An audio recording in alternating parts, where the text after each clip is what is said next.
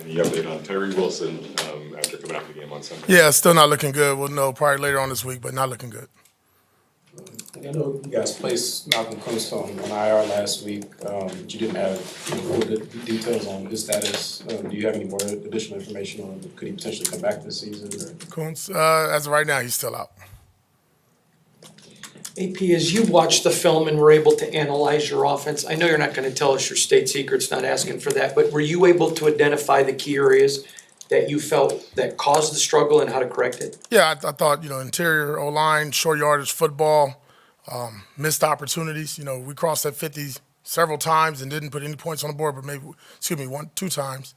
The other ones just didn't go our way either, penalties, sacks, turnover, just wasn't good enough. And, I think when our offense looks at it, it's, you always want to give credit to the other team, granted. But there are some self-inflicted wounds there that we can fix and we can detail and fine-tune.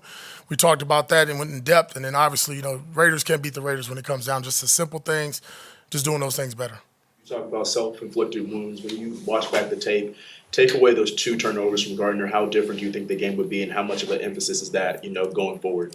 Yeah, I think you just have to look at the 2-minute drill right before the first half. 7-3 ball game. We're close. We're right there in field position, and we're thinking about doubling up, right? Scoring right before the end of half, scoring again when we get the ball, after halftime.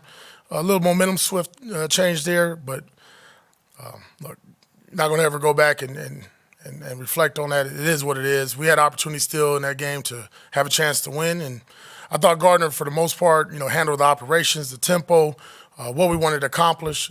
But again, you got to establish a running game. You can't just sit there and just drop back and just let these guys tee off on our quarterback. We have to do a better job of establishing a running game. Talked about the difficulties of defending a quarterback like Lamar Jackson. How much discipline does that take, especially on the defensive line when you're rushing, not to over-rush and just be disciplined in that regard? Yeah, it's going to take all 11 guys to do their job. You hear this all the time, but it's true. If you see our guys run up the field, running past the quarterback, just pack your bags. It's going to be a long day for the Raiders. We got to do a good job. When I played, we played against Vic. We called it cage rush, kind of keeping them in. You see Lamar, he has the ability to slither his way out of it, but it's very difficult.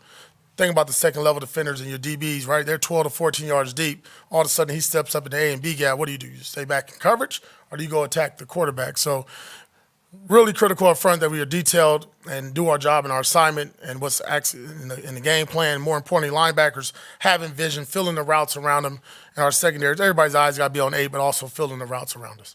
Alexander Madison was one of the bright spots offensively. I know you've already praised him and you already knew he was going to be a part of your offense, but do you expect him to have a bigger role going forward? Yeah, I think anybody can help us win a bigger role. But, to be honest, I thought Zamir had some good stuff there, right? We had a penalty, we had a fumble, then he backed that up right after the fumble, another 8-yard run.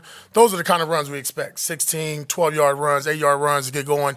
Alex, I thought did an outstanding job. More important, I know he had a great catch and hurdle, but just in pass pro, very physical.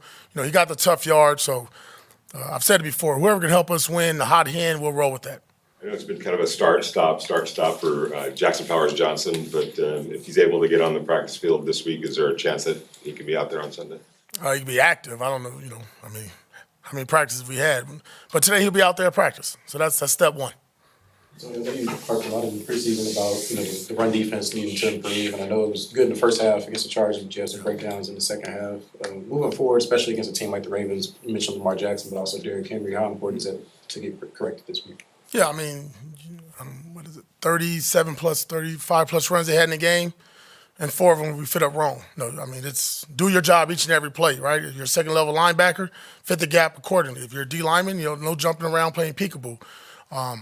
It's critical. And then I think our team really understood that because, late in the game, you're down, guys are trying to make plays. You can't do that. You got to keep staying play, team defense. Those are the good teams that play in the month of January and February, and that's what we're striving to do. You mentioned the run game and how important that is to get going, but with that comes play action as well. How important is it going to be to take a couple shots to try to loosen things up a little? Yeah, you can't have play action with a run game. That's what I'm going to go back to. We got to establish the run.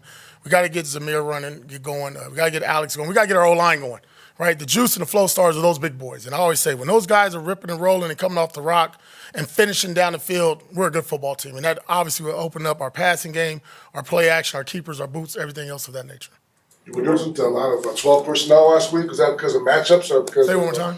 There wasn't a lot of 12 personnel last week. I think it's 15 or 60 plays, 12 personnel, and something we talked about all preseason, and since Bowers was drafted. Is that a matchup thing, or what was the reason for not using 12 personnel? Just the game, the way of the flow of the game, but it was some 12 and some 13 in there as well. So, I mean, listen, we're fortunate we got some good skilled players across the board.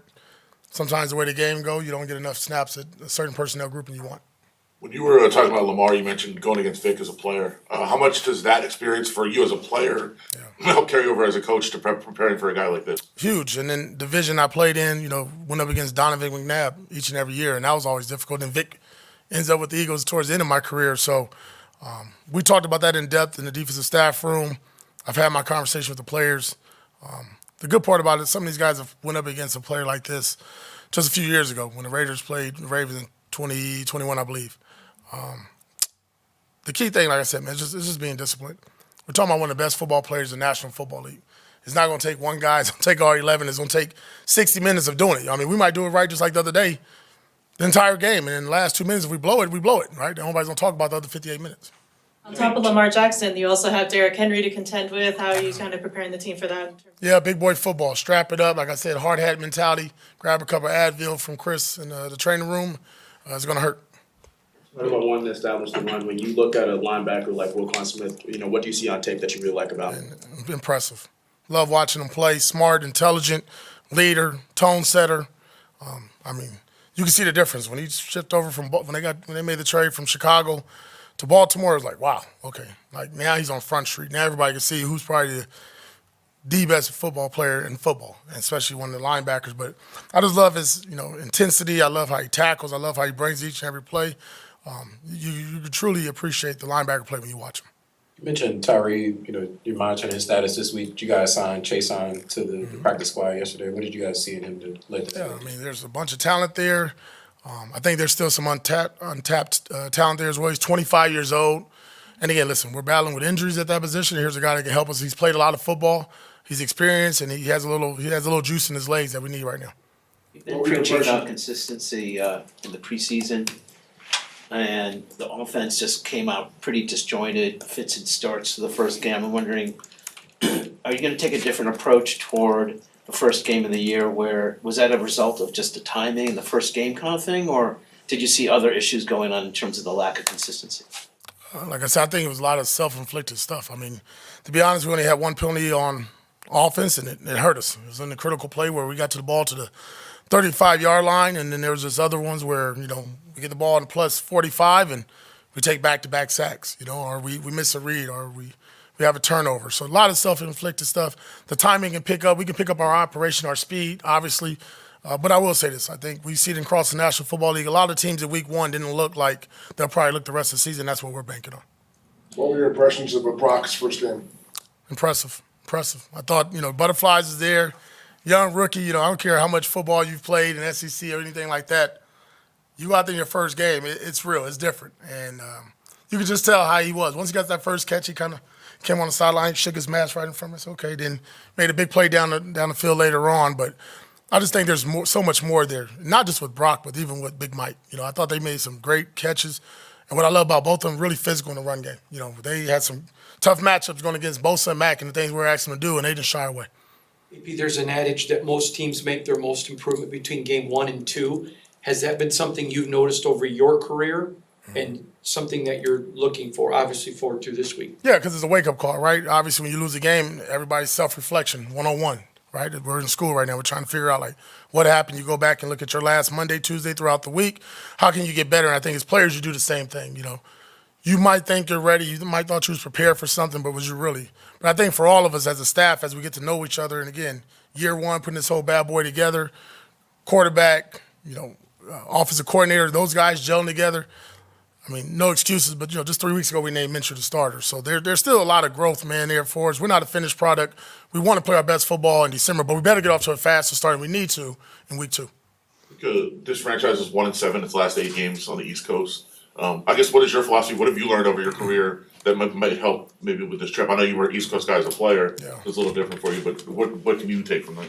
Yeah, I mean, we try to speed up our clock like we're doing today. We woke up earlier, started our day at 6 o'clock in the morning, try to be on the same time as the East Coast. So when we're out to practice, it'll be around 11, and we'll shorten that down to about 10:30 on Friday. Just trying to speed up our clock, get guys up, so when we get over there and Saturday at 4 p.m. You know, we kind of get on that East Coast clock. But at the end of the day, man, it's just get off to a fast start. I think for any team that travels on the road, I don't care if we just went one state over like we did last week to California, can't turn the ball over. Got to play good red zone defense, and you got to be good on third downs. Those things travel, and then obviously defense does travel, and we're banking on that as well.